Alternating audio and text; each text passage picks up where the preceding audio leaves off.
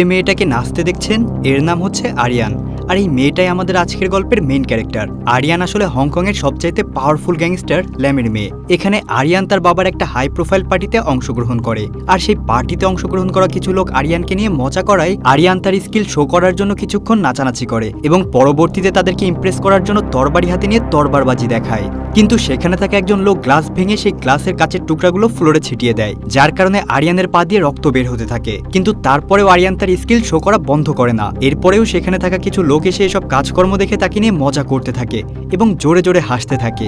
এসব দেখে আরিয়ানের প্রচন্ড রাগ হয়, যার কারণে সে সেখানে থাকা একজন লোকের হাতে তরবার ঢুকিয়ে দেয়। এরপর ওই লোকের বাকি সদস্যরাও আরিয়ানের উপর অ্যাটাক করতে যায়, কিন্তু সেখানে তার বাবা ল্যাম তাদের সবাইকে শান্ত করে ব্যাপারটা সেখানেই সমাধান করে ফেলে। ওইখানে সমস্ত ব্যাপার মিটমাট করলেও আরিয়ানের রাগ তখনও কমে না। এই কারণে সে পরের দিন ওই গ্যাংস্টারদের হেড, মানে যারা কিনা পার্টিতে তার উপর আক্রমণ করতে যাচ্ছিল, তাকে মারার জন্য একটা সেলুনে যায়, যেখানে কিনা সেই গ্যাংস্টারের হেড শেফ হচ্ছিল। তো সেখানে গিয়ে আরিয়ান কোনো কথা না বলেই সোজা তার গলায় ছুরি মেরে দেয়। এইখান থেকে কাহিনী শিফট হয়, যেখানে দেখা যায় আরিয়ান যেই গ্যাংয়ের লিডারকে মেরেছে, সেই গ্যাংয়ের দ্বিতীয় লিডার ফিউনারেল তার বসকে মারার জন্য আরিয়ানকে মেরে ফেলার কসম খায়। আর এই বিষয়টা জানতে পেরে ল্যাম তার মেয়ের সেফটির জন্য তার সব থেকে কাছের বন্ধু বিগ বসের কাছে তার মেয়েকে পাঠানোর ডিসিশন নেয়। আসলে বিগ বস ল্যামের মতোই কোরিয়ার সব থেকে পাওয়ারফুল গ্যাংস্টার, এজন্য ল্যাম মনে করে সেখানে তার মেয়ে সেফ থাকবে। এদিকে বিগ বস আরিয়ানের আসার খবর পেয়ে তাকে দেখাশোনা করার জন্য কিসোল নামের একটা ছেলেকে ঠিক করে। আসলে কিসোল হলো এই বিগ বসের সকল গ্যাংদের মধ্যে সব থেকে লো ক্লাসের একজন সদস্য, কিন্তু বিগ বসের ধারণা অনুযায়ী সে যেহেতু চাইনিজ ভাষা জানে,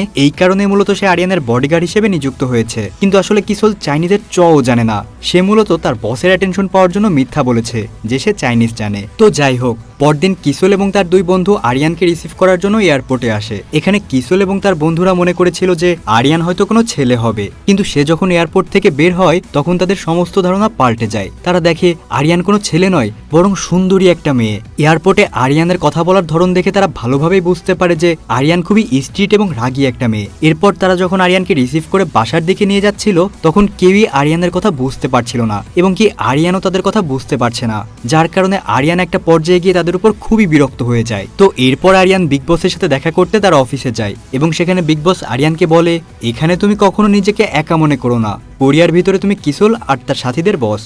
যতদিন তুমি এখানে আছো এরা তোমাকে খুব ভালোভাবেই খেয়াল রাখবে। তো এরপর কিসোল আরিয়ানকে তার নতুন বাসায় নিয়ে যায়, যেখানে কিসোল এবং তার সাথীরা আরিয়ানকে ইমপ্রেস করার জন্য তাদের ফাইটিং স্কিল দেখানোর চেষ্টা করে। কিন্তু আসল কথা হলো কিসোল এবং তার সাথীরা ফাইটিং এর কিছুই জানে না। তখনই আরিয়ান তাদের এসব আজগুবি কার্যকলাপ দেখে সেখান থেকে কিসোলের এক বন্ধুকে ফাইটিং স্টাইলে মারে, যেটা দেখে তারা বেশ ভালোভাবেই বুঝে যায় যে আরিয়ান কোনো নর্মাল মেয়ে নয়, বরং একটা ফাইটার। কিছুক্ষণ পর ওখানে ইয়ং নামের একটা মেয়ে আসে। ইয়ং আসলে একজন ট্রান্সলেটর। কিসোল এবং তার বন্ধুরা আরিয়ানের কোনো কথা যেহেতু বুঝতে পারে না, সে কারণে তারা ইয়ংকে দোভাষী হিসেবে ভাড়া করেছে। আর ইয়ং একটা সাধারণ মেয়ে, যে কারণে সে গ্যাংস্টারদের দেখে ভয় পায়। আর এজন্য সে শুরুর দিকে আরিয়ানের রাগি রাগি কথাগুলোকে সেভাবে ট্রান্সলেট না করে খুব ভালোভাবে, মানে নর্মাল ভাষায় ট্রান্সলেট করে।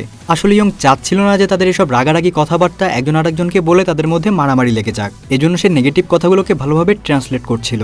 তো যাই হোক, এখানে আরিয়ান কিসোলকে রিকোয়েস্ট করে বলে, আমি আমার মাকে খুঁজতে চাই। আসলে আরিয়ানের মা আরিয়ান ছোট থাকতেই তার বাবাকে ছেড়ে কোরিয়ায় চলে এসেছিল, আর এজন্য আরিয়ানের মনে হয় তার মা হয়তো এখানে কোরিয়াতেই আছে। তো পরদিন কিসোলে সেই দুই বন্ধুকে অন্য গ্যাংয়ের কিছু লোক বাজারের মধ্যে ডিস্টার্ব করতে থাকে, আর এই বিষয়টা আরিয়ান দেখতে পেয়ে তাদের হেল্প করার চিন্তা করে, যার কারণে সে ওইখানে থাকা একটা টেবিলে লাথি দিয়ে ওই সমস্ত লোকদেরকে মাটিতে ফেলে দেয়। আর এই সুযোগে কিসোল এবং তার বন্ধুরা তাদেরকে বেধড়ক পেটাতে থাকে, যার কারণে সেই গ্যাংস্টাররা নিজেদের জীবন বাঁচানোর জন্য সেখান থেকে পালিয়ে যায়। এরপর ওই দিন সন্ধ্যায় আরিয়ান, ইয়ং, কিসোল এবং তার বন্ধুরা মিলে ডিনার করতে একটা রেস্টুরেন্টে যায়। সেখানে কিসোল একটু বেশি ড্রিঙ্কস করে ফেলে, যার কারণে সে তার এক বন্ধুর সাথে বাথরুমে চলে যায়। আর তখনই হঠাৎ করে সেখানে রাইভেল নামের একটা গ্যাং চলে আসে। রাইভেল গ্যাংয়ের একটা লোক কিসোলের অন্য এক বন্ধুকে লাথি মেরে ফেলে দেয়। তারপর আরিয়ান এবং ইয়ংকে টিচ করতে থাকে। তখন আরিয়ান তাদের উপর প্রচন্ড রেগে যায় এবং তাদেরকে সেখানে বেধড়ক পেটাতে থাকে। এসব দেখে কিসোলের সেই বন্ধু দৌড়ে ওয়াশরুমে চলে যায়। ওয়াশরুমে গিয়ে সে কিসোলকে আরিয়ানের ফাইটিং স্কিলের বর্ণনা দিতে থাকে, কিন্তু কিসোল তার কোনো কথাই বিশ্বাস করে না, কারণ তার কোনোভাবেই মনে হয় না যে একলা একটা মেয়ে এতগুলো গ্যাংস্টার ছেলেদের সাথে মারামারি করে কিভাবে জিততে পারে। তো এই ঘটনার পর আরিয়ানের কাছে থেকে মার খেয়ে সেই লোকগুলো রাইভেল গ্যাংয়ের লিডারের কাছে গিয়ে সমস্ত কথা খুলে বলে। এসব শুনে রাইভেল গ্যাংয়ের লিডার কিসোলের গ্যাংকে মেইন টার্গেট বানাতে বলে। আর পরদিন কিসোলের ব্যাপারে গবেষণা করার পর রাইভেল গ্যাং কিসোল এবং আরিয়ানকে তার হেডকোয়ার্টারে ইনভাইট করে। ইনভাইটেশন পেয়ে তারা দুজন ওখানে যাওয়ার ডিসিশন নেয়। আর যখন তারা হেডকোয়ার্টারের ভিতরে প্রবেশ করে তখন তারা কিসোলের দুই বন্ধুকে আহত অবস্থায় দেখতে পায়। আসলে রাইভেল গ্যাংয়ের লোকেরা তাদেরকে ধরে এনে খুব বাজেভাবে মেরেছে। তো কিসোল তার বন্ধুদের এমন অবস্থা দেখে মনে মনে অনেক কষ্ট পায়। এজন্য সে রাইভেল গ্যাংয়ের লিডারকে মারার জন্য দৌড়ে যায়, কিন্তু সে ফাইট না জানার কারণে উল্টো মার খেয়ে যায়। যায়, মানে সেই লিডার তার মুখে ঘুষি মেরে তাকে মাটিতে ফেলে দেয়। তখন আরিয়ান কিসুলের এই অবস্থা দেখে তাকে হেল্প করে। সে একটা বাদাম উঠিয়ে লিডারের চোখে মারে, যার কারণে লিডারের চোখে দেখতে একটু সমস্যা হয়। আর এই সুযোগটা কাজে লাগিয়ে কিসুল দৌড়ে গিয়ে তার মুখে জোরে সোরে একটা ঘুষি মারে, যার কারণে সেই লিডার মাটিতে আছড়ে পড়ে। এদিকে সেই গ্যাংয়ের বাকি লোকেরা তাদের লিডারের এমন অবস্থা দেখে কিসুলকে চারদিক থেকে ঘিরে ফেলে এবং তাকে মারতে শুরু করে। এখানে কিসুল প্রচুর পরিমাণে মার খায়, আর এত মার খাওয়ার পরেও কিসুল আরিয়ানকে ওই লোকদের থেকে প্রোটেক্ট করে তার ডিউটি পূরণ করে যায়। আর খুব অল্প সময়ের মধ্যে প্রত্যেকটা লোককে সে ঘায়েল করে ফেলে। আরিয়ানের এমন ফাইটিং স্কিল দেখে কিসুল অবাক হয়ে যায়। কিসুলকে দেখে মনে হচ্ছিল সে বাস্তব না, যেন কোনো স্বপ্ন দেখছে। তো যাই হোক, এরপর সেখান থেকে কিসুল এবং তার সেই গ্রুপ বাসায় চলে আসে। এখানে কিসুল এবং তার বন্ধুরা আরিয়ানের এমন ফাইটিং স্কিল দেখে খুবই ইমপ্রেস হয়ে যায়, কিন্তু সাথে সাথে তাকে দেখে তাদেরও ভয় লাগছিল, কারণ সে খুবই পাওয়ারফুল একটা মেয়ে ছিল।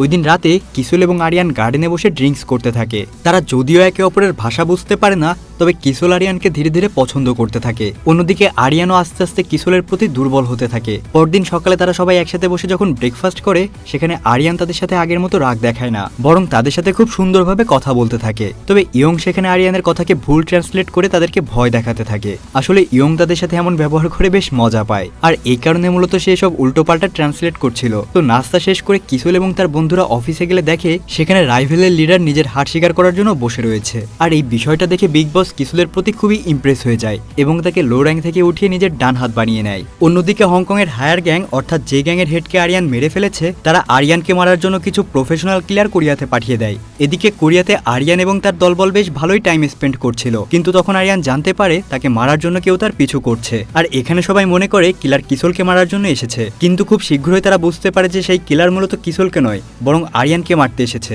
তো কিলার যখন তাদের উপর আক্রমণ শুরু করে দেয়, তখন তারা পাঁচজনেই তাদের থেকে বাঁচার জন্য ওখান থেকে ভাগতে থাকে। তখনই একটা কিলার হঠাৎ করে আরিয়ানের উপর গুলি করে দেয়, যেটা কিনা সোজা গিয়ে আরিয়ানের ঘাড়ে লাগে। কিন্তু কিসুল কোনোভাবে আরিয়ানকে সেখান থেকে বাঁচিয়ে নিয়ে আসে। এরপর সে তার বসকে কল করে এবং তাকে এই ঘটনার ব্যাপারে সবকিছুই খুলে বলে। এরপর তারা সেখান থেকে বাসায় ফিরে আসে এবং এসব কিলারদের থেকে নিজেদের কিভাবে বাঁচানো যায় সেই প্ল্যান করতে থাকে। আর এসবের মধ্যেই তারা দেখতে পায় যে ওইসব কিলার তাদের বাড়ির কাছে চলে এসেছে। আর এই কারণে তারা দুইটা গ্রুপে ভাগ হয়ে যায়। প্রথম গ্রুপটায় কিসুল এবং আরিয়ান থাকে, আর দ্বিতীয় গ্রুপে ইয়ং এবং কিসুলের দুই বন্ধু থাকে। তো এই দিক থেকে কিলাররা কিসুল এবং আরিয়ানের পিছু করতে থাকে। আর একটা পর্যায়ে গিয়ে কিলার গাড়ি একটা ট্রাকের সাথে ধাক্কা খায়, যার কারণে কিসুল এবং আরিয়ান কোনো মতে তাদের হাত থেকে বেঁচে যায়। আর এই ঘটনার পর কিসুল আরিয়ানকে বাঁচানোর জন্য তার গ্রামের বাড়িতে নিয়ে যায়। আরিয়ানকে বাড়িতে নিয়ে গেলে তার বাড়ির লোকজন মনে করে আরিয়ান কিসুলের গার্লফ্রেন্ড, আর এজন্য কিসুলের মা কিসুলকে একটা ফ্যামিলি নেকলেস দেয়, যাতে কিসুল আরিয়ানকে তার গার্লফ্রেন্ড হিসেবে এই নেকলেসটা গিফট করতে পারে। তো যাই হোক, এভাবে আরও বেশ কিছুদিন কেটে যায়। কিসুল এবং আরিয়ান সেখানে খুব সুখে শান্তিতেই বসবাস করতে থাকে, কারণ এখানে তাদের কিলারদের নিয়ে খুব একটা চিন্তায় থাকতে হয় না। অন্যদিকে হংকংয়ে আরিয়ানের বাবা যখন তার হাই লেভেলের মেম্বারদের সাথে মিটিং করছিল, ঠিক তখনই হঠাৎ করে সেখানে একটা বিশাল আকারের বোম ব্লাস্ট হয়, যার কারণে তার বাবা খুব বাজেভাবে আহত হয়ে যায়। এদিকে আরিয়ান এবং কিসুল তার বন্ধুদের সাথে আবারও দেখা করে। ওই সময় আরিয়ান তার বাবাকে কল করার জন্য বাড়ির বাইরে আসলে দেখে সেই কিলার তার খোঁজ করতে করতে একটা গাড়ি নিয়ে সেখানে চলে এসেছে। কিলারকে দেখে আরিয়ান তাদের উপর ছুরি দিয়ে আক্রমণ করে, যার কারণে ওই কিলারের পাশে থাকা দুজন সেখানেই মারা যায়। এরপর আরিয়ান এবং সেই কিলারের মধ্যে মারামারি শুরু হয়ে যায়, যেখানে দুজনেই সমানে সমানে লড়াই করতে থাকে। কিন্তু কিলারটা আরিয়ানের থেকে একটু বেশি পাওয়ারফুল হওয়ায় সে আরিয়ানকে একটা পর্যায়ে গিয়ে কাবু করে ফেলে। তখন আরিয়ান তার বুদ্ধি খাটিয়ে ঘাসের ভিতর লুকিয়ে যায়। এটা দেখে সেই কিলার ঘাসের মধ্যে এলোপাতারি ছুরি মারতে থাকে, আর তখনই আরিয়ান সুযোগ বুঝে একটা সময় ওই কিলারের পেটে ছুরি ঢুকিয়ে দেয়, যার কারণে সে ওখানেই মারা যায়। আর এরকম একটা মারামারির পর আরিয়ান তার মায়ের লোকেশনের ব্যাপারে জানতে পারে, এজন্য সে জলদি করে তার মায়ের সাথে দেখা করতে বের হয়ে পড়ে। যখন সে তার মায়ের ঠিকানায় পৌঁছায়, তখন সে জানতে পারে তার মা আর একটা বিয়ে করে সেখানে ফ্যামিলি বানিয়েছে এবং তাদের সাথে বেশ সুখেই আছে। এজন্য আরিয়ান তার মায়ের সাথে আর দেখা না করে কাঁদতে কাঁদতে সেখান থেকে চলে যায়। আসলে আরিয়ানের একটা ভয় ছিল যে সে যদি তার মায়ের সাথে দেখা করে তাহলে তার মায়ের সমস্ত খুশি নষ্ট হয়ে যাবে, আর এই কারণেই মূলত সে তার মায়ের সাথে দেখা করে না। তো এরপরে আরিয়ান কষ্টে হংকংয়ে চলে যাওয়ার সিদ্ধান্ত নেয়, আর এখানে কিসুল তাকে যেতে নিষেধ করে, কিন্তু আরিয়ান তার কথা তেমন একটা গুরুত্ব দেয় না। তো হংকংয়ে পৌঁছানোর পর যখন সে তার বাবার সাথে দেখা করতে যায়, তখন সে জানতে পারে তার বাবা একটা বোমা হামলায় খুব বাজেভাবে আহত হয়েছে। এখানে বস ল্যাম তার মেয়েকে শেষবারের মতো দেখে, কারণ আরিয়ান আসার কিছুক্ষণ পরেই সে মারা যায়। তো এই ঘটনার পর দিন কিসুল আর দেরি না করেই সোজা হংকংয়ে চলে আসে। এখানে কিসুল মূলত আরিয়ানকে সাহায্য করার জন্যই এসেছে, কারণ সে আরিয়ানের মনের অবস্থা বুঝতে পারছে। সে জানে এরকম সময় তার এখানে একজন সাপোর্টার প্রয়োজন। তো যাই হোক, একটা নদীর পাড়ে গিয়ে কিসুল আরিয়ানকে তার সেই ফ্যামিলি নেকলেসটা দেয়, যেটা দেখে আরিয়ান ইমোশনাল হয়ে কিসুলকে কিস করে বসে। এরপরে সিন আবারও শিফট হয়ে যায়, যেখানে দেখা যায় রাইভেল গ্যাংয়ের মেম্বারের বিয়ে হচ্ছে, আর এই বিয়েতে রাইভেল গ্যাংয়ের বসও এসেছে। আসলে এই বসই মূলত আরিয়ানকে ধরতে না পেরে তার বাবাকে মেরেছিল।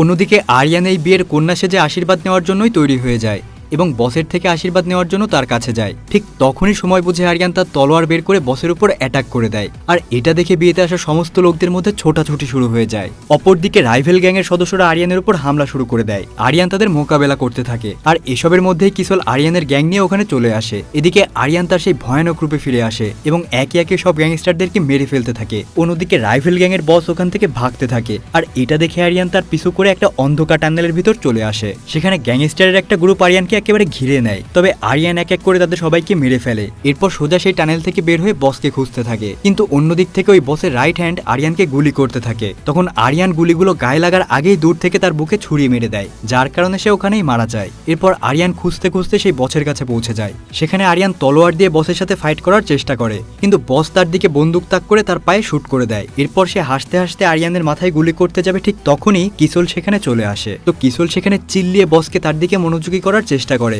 আর এই বিষয়টা বুঝতে পেরে বস কিসলকে গুলি করে দেয়, যার কারণে কিসল সেই উঁচু বিল্ডিং থেকে পড়ে মারা যায়। কিসলের এমন মৃত্যু দেখে আরিয়ান বসের উপর প্রচন্ড রেগে যায়, যার কারণে সে বসের কাছে এসে তার পেটে এলোপাতারি ছুরি মারতে থাকে এবং একটা পর্যায়ে গিয়ে তাকে বিল্ডিং থেকে নিচে ফেলে দেয়। এরপর আরিয়ান কিসলকে দেখার জন্য নিচে তাকালে সে দেখে কিসল মারা যায়নি। আসলে কিসল বিল্ডিং থেকে সোজা নিচে পড়েনি, সে একটা ময়লার ট্র্যাকের উপর গিয়ে পড়েছিল। তো এই ঘটনার পর আরিয়ানকে তার বাবা সেই গ্যাংয়ের লিডার বানিয়ে দেওয়া হয়। অন্যদিকে কিসল হংকং ছেড়ে যাওয়ার জন্য এয়ারপোর্টের দিকে যেতে থাকে, কারণ সে বুঝে গিয়েছিল যে আরিয়ান তাকে পাত্তা দেবে না, আর আরিয়ান পাত্তা না দিলে তার এখানে থেকেও কোনো লাভ নেই। তো যাই হোক, এদিকে আরিয়ানের ডান হাত অর্থাৎ তার বাবার সব থেকে ক্লোজ লোকটা আরিয়ানকে বলে, তুমি কিসলকে আপন করে নাও এবং কোরিয়া যাওয়া থেকে বাধা দাও, কারণ তোমার বাবা তোমার মাকে এমনভাবে ছেড়ে দিয়ে ভুল করেছিল, তাই এখন আমিও চাই না তুমি কিসলকে ছেড়ে দিয়ে সেই একই ভুল করো এবং সারা জীবনে এই কাজটার জন্য আফসোস করো। আর এটা শুনে আরিয়ান তার দলবল নিয়ে সোজা এয়ারপোর্টের দিকে রওনা হয় এবং কিসলকে মাঝ রাস্তায় বন্দি করে ফেলে। এরপর সে কিসলকে গ্যাংস্টার স্টাইলে প্রপোজ করে। তো আরিয়ানের থেকে এভাবে প্রপোজ পেয়ে কিসল কোরিয়া না গিয়ে এখানে থেকে যেতে রাজি হয়ে যায়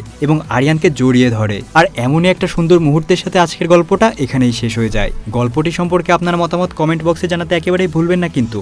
তো দেখা হচ্ছে পরবর্তী ভিডিওতে। আল্লাহ হাফেজ।